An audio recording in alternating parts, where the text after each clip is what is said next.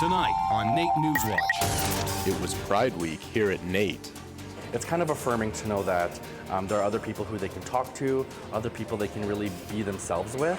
A symposium on the reporting of sexual assault on campus. Right, there are all kinds of things that people are afraid of when it comes to disclosing sexual violence, and lots of barriers to disclosure. Celebrating International Women's Day. Happy International Women's Day. NewsWatch starts now. Good evening. NAIT's Pride Week gained momentum this year, adding educational components along with interactive events to increase gender diversity awareness. The Pride Parade and decorations serve to get people talking. Our Jennifer Ray joins us with more on that story.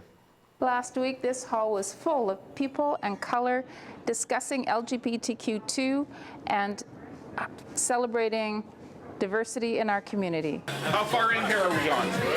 Right at the door. NAIT's Pride Week started with a colorful show of support as students and staff marched through the halls together.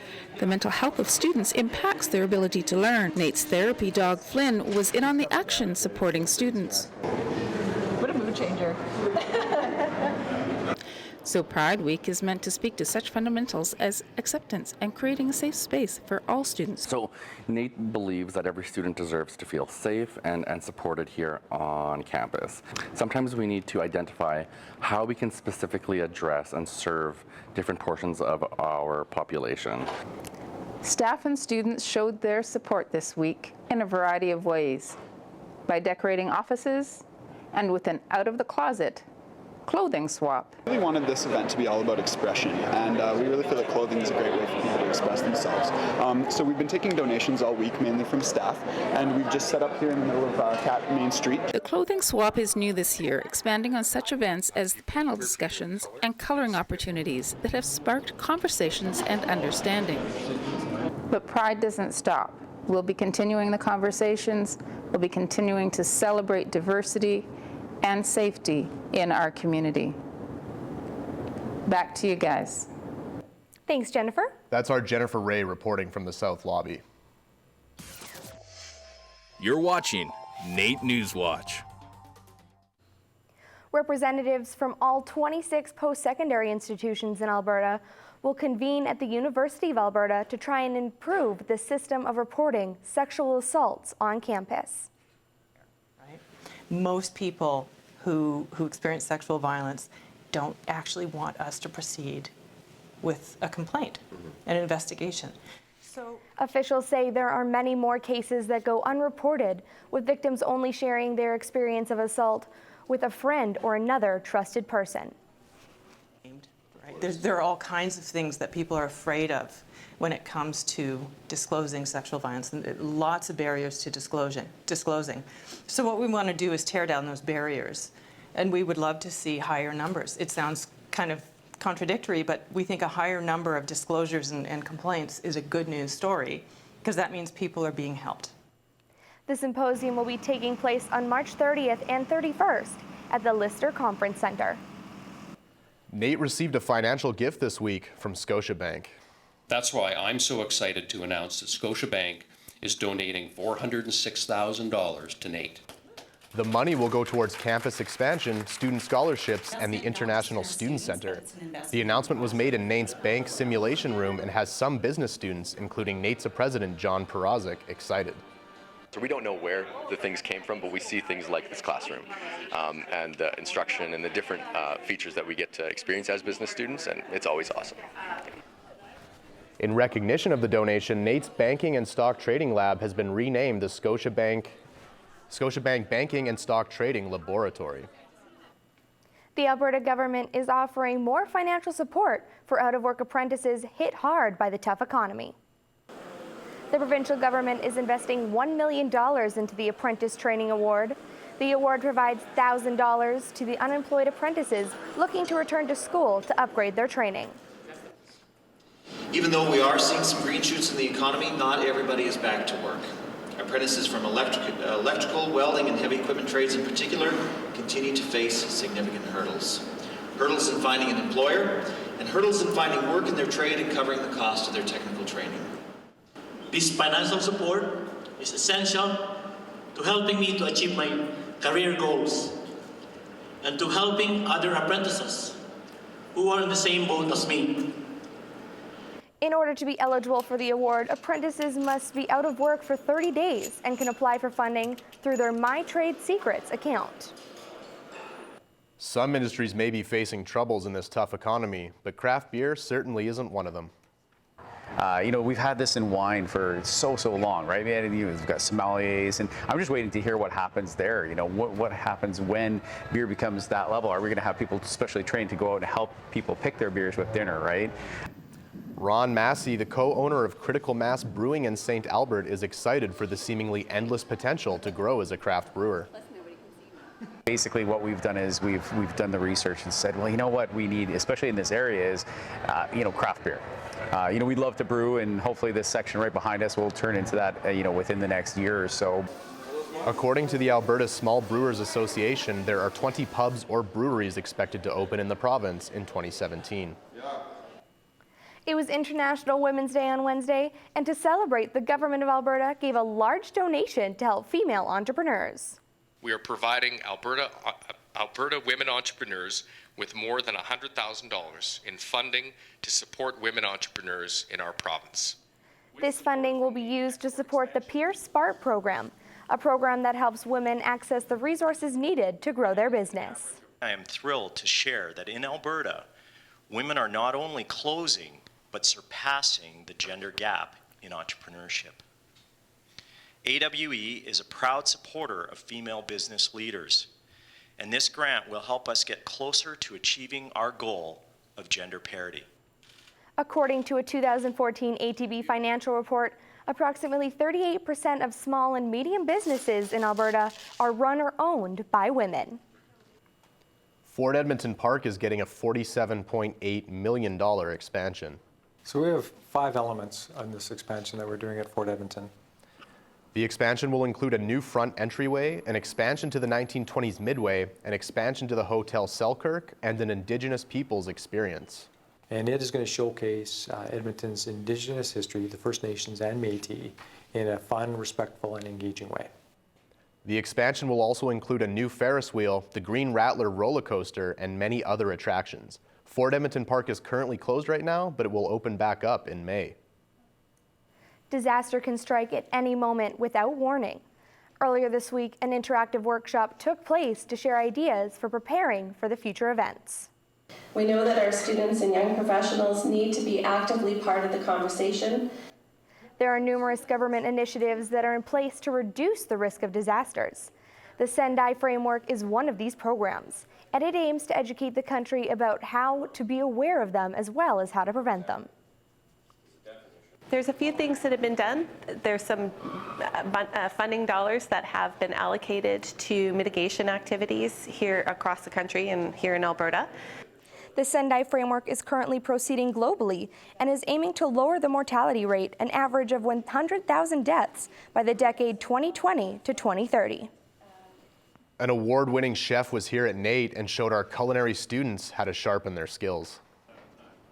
Amanda Cohen is not only the owner of the award-winning restaurant Dirt Candy in New York City, but is the newest chef for NAIT's Chef in Residence program. The program brings executive chefs to NAIT to guide culinary students in the art of cooking. Cohen is known for her vegetarian dishes and is looking to inspire the next generation to get a bit more creative with their veggies. I think it brings sort of a real-world moment into the learning process. In schools, you tend to feel a little closed off. It is really important to know what it's like out there, how it's not always filled with celebrities and TV, and, you know, it's mostly filled with tears and cuts and burns. Cohen was only here for a couple days, but hopes her quick visit will leave a long-lasting impression on these young chefs. After the break, peeing in pools. It's something no one wants to admit, but a new university study says it may be happening more than you think. We haven't had a problem with our water samples since I've been here, and I've been here for a year. This week on sports, after a couple weeks break, our men's hockey team is back at it in semifinals. I try my hand at golf, and the women's basketball team refocuses as nationals comes to NAIT.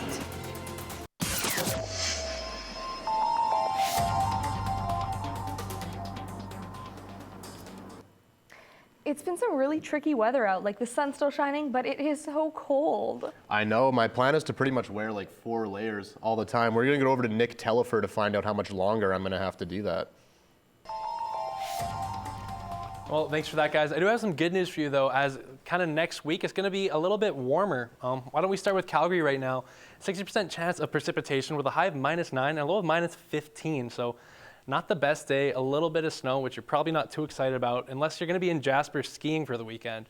You're going to have a lot of snow, so good powder. So a high of 0, low of -13. So hit the slopes while you can, and it's pretty nice outside. Why don't we go down to Fort McMurray? You're going to have a high of -10, that is, and a low of -22 with only a 10% chance of precipitation, but it's going to be a cold day out, so make sure you bundle up when you're outside. Back in Edmonton right now, a high of -12 and a low of -19, which is pretty rare for this time of year. We've actually had 8 days this March that's been below -10, which doesn't happen in Edmonton very often. Averages for this time of year, a high of 0 and a low of -9, with records being a high of 18 in 1934 and a low of -35 in 1951.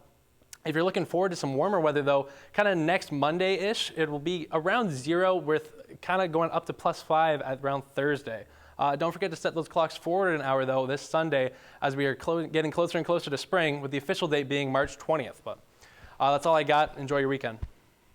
Weather, brought to you by NR92, the station for the students. If you like to go for a swim, new information regarding urine levels in the pool might have you thinking about changing your aquatic workout routine. It's brought to light the ick factor when getting exercise. On this week's Student Body, Austin Patrick tells us if it's unhealthy in your efforts to stay healthy.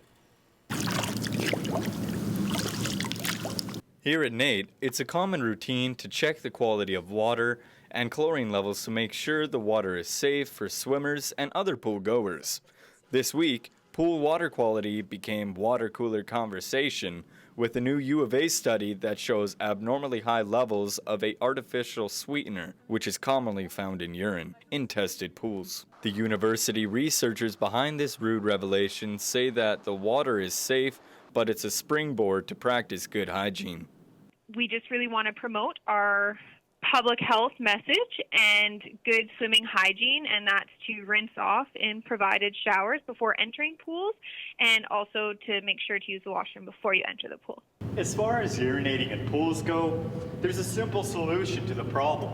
Just don't do it, and then you're in good shape.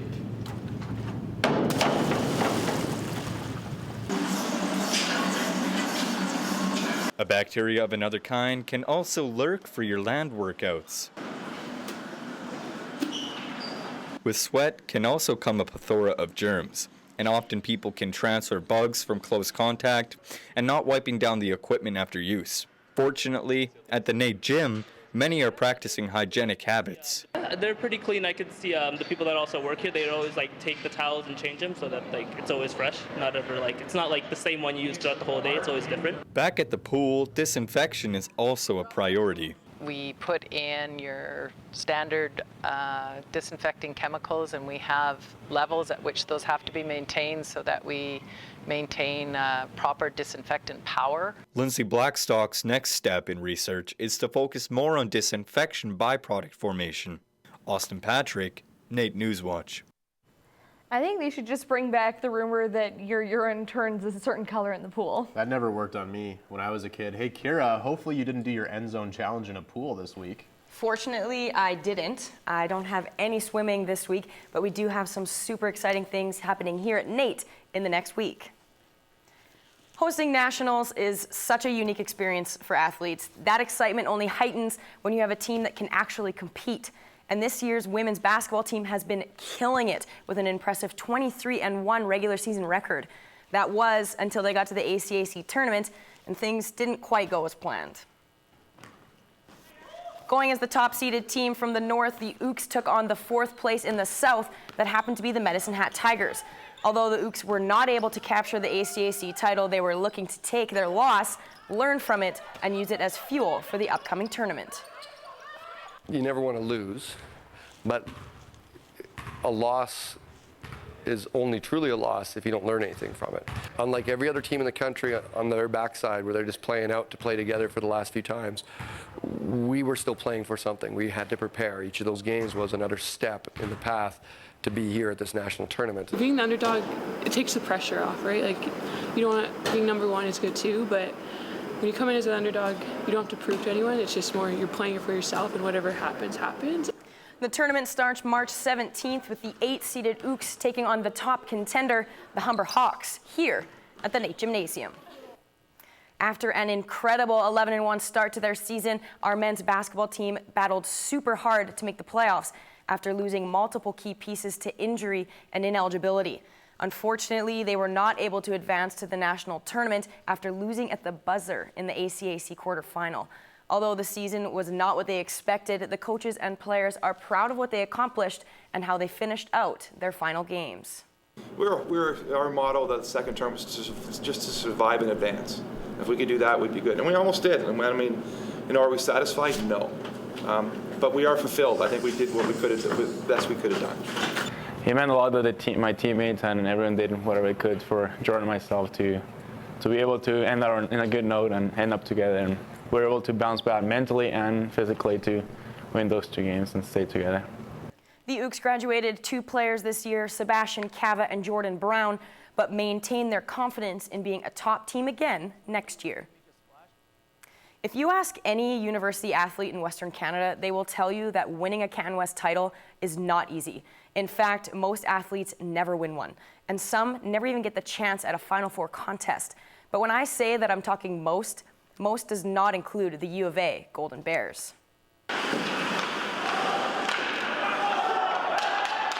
The Bears have won 4 of the last 5 conference titles and 14 of the last 17, which is incredible. The Bears captured this year's title over the U of S in Saskatoon and are headed to nationals in hopes of capturing their 16th national title, with the earliest banner I could find dating back to 33-34, which just goes to show that the winning culture within this program is nothing new.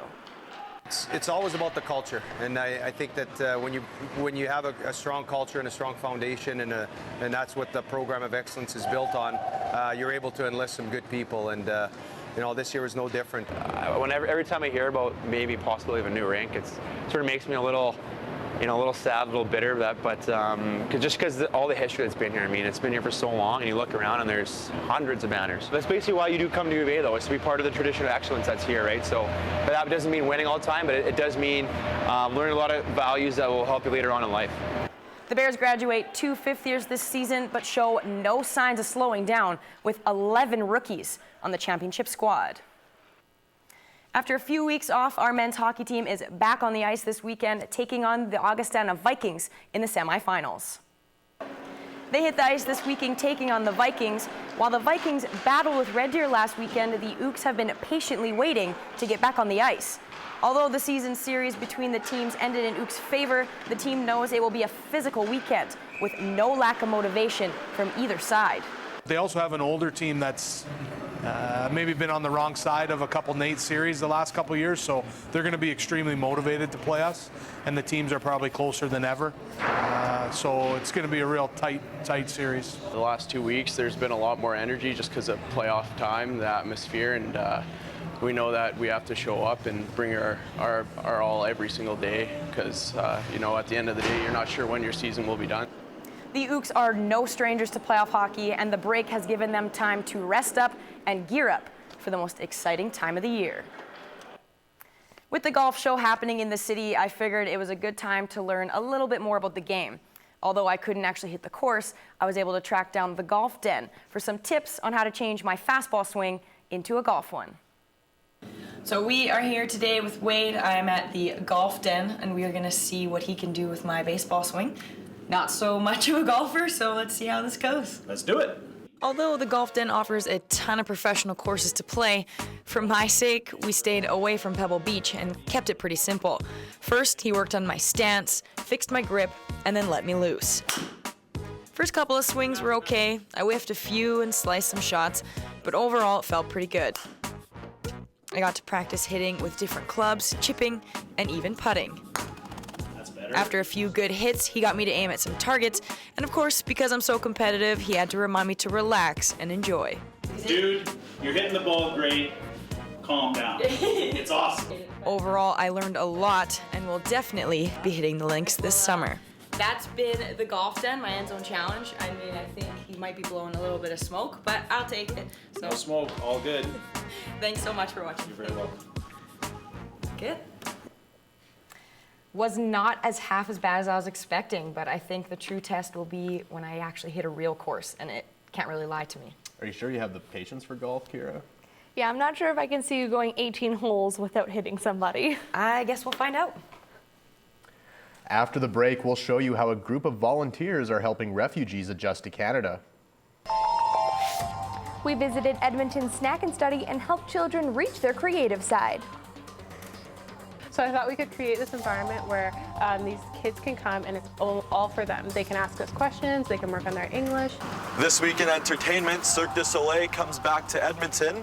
Crazy for You takes a stop at the Citadel Theatre, and the Skirts of Fire Festival is underway. NAIT NewsWatch jackets provided by Smeal Jam, Whitecourt, and Elite Sportswear. Hair services provided by Rock Salon and Spa. Music provided by Martin Mayer Productions. This week for In Your Community, we went to a mosque. That's right, we participated in Snack and Study, a local group to help Syrian refugee children learn English. We helped the kids with their blow painting and tried it out for ourselves. After they finished their art, they had to write a sentence on the piece of paper. After all the painting was done, we played some ball and in general just interacted with the kids. So I thought we could create this environment where these kids can come and it's all for them. They can ask us questions, they can work on their English, and it's more so to enhance the English that they're already learning in the schools, just through activities and fun learning. The program was created by Hannah Kadri, a U of A student who wanted to make a difference in the kids' lives and help them become more integrated into Canadian culture. The program runs every Monday, Wednesday, and Friday at the El Rashid Mosque. The days are starting to get longer here in Edmonton, with spring just around the corner. That's right. With the music getting a little louder and the sun shining a little brighter, let's see what Taylor has for us in the world of entertainment.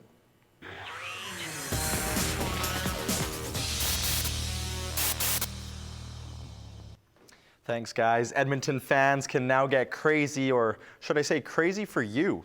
The new Gershwin musical, Crazy for You, is underway here in Edmonton.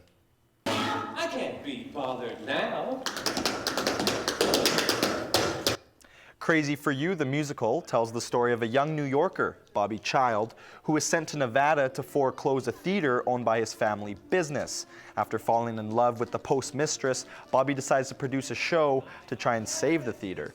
The show features many crazy tap, dance, and song numbers with favorites such as I Got Rhythm, Embraceable You, They Can't Take That Away From Me, and Someone to Watch Over Me. The musical is underway right now and will be running until the 26th of March in the Schachter Theatre in the Citadel. For tickets and more information, visit citadeltheatre.com. Skirts of Fire, Her Arts Festival is underway right now, and people are taking the festival by storm. And tonight is all about celebrating, and so let's get to that, shall we? Skirts of Fire Arts Festival got rolling on Thursday night at the Cabaret Theatre, Alberta Avenue Community League, where many gathered to get a taste of what the next 4 days of the festival would look like. The lineup includes fabulous female artists showcasing the Skirts of Fire Her Arts Festival with their raucous music, dance, comedy, choral performance, and even spoken word sets. The event wraps up tomorrow, so you have a day to get down and check out some of the performances that are taking place at various venues on 118th Street. For specific venues and showtimes, check out skirtsoffire.com. If you're looking to be vividly entertained, Cirque du Soleil makes its return to Edmonton in 2017.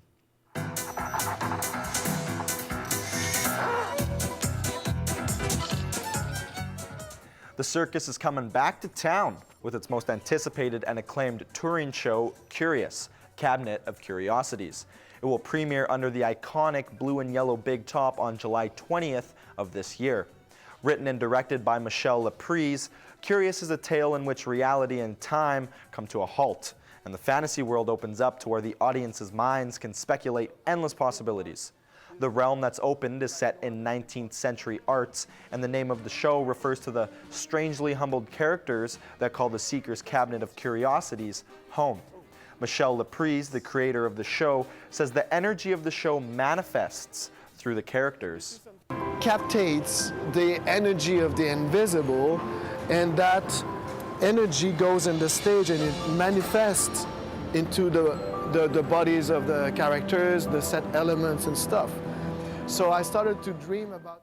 Tickets to the event will be available for purchase to the public beginning this coming Wednesday. You can find your tickets by visiting cirquedusoleil.com/curious. Ticket prices start at $49, and included in all Curious ticket purchases is a free K-Days gate admission pass. If you're looking to connect with your artsy side or just looking to learn a few tips and tricks, the Alberta Council for the Ukrainian Arts has you covered. The Alberta Council for the Ukrainian Arts, or ACWA, is throwing a Pisanki extravaganza where you and others will have the opportunity to learn all there is to know about Pisanki, Ukrainian egg painting. All workshops will be held at ACWA Gallery and Artesian Boutique, from beginner to advanced classes, old favorites, and some new techniques and styles. Pam Shapka, a workshop instructor, had this to say about the Pisanki and the eggs that are used. Some of the eggs are from a local farm that are different colors. Now, none of these eggs use dye. They're all natural colors. And then they're etched down to a lower level of shell that brings out the white, which shows the dimension in the shell.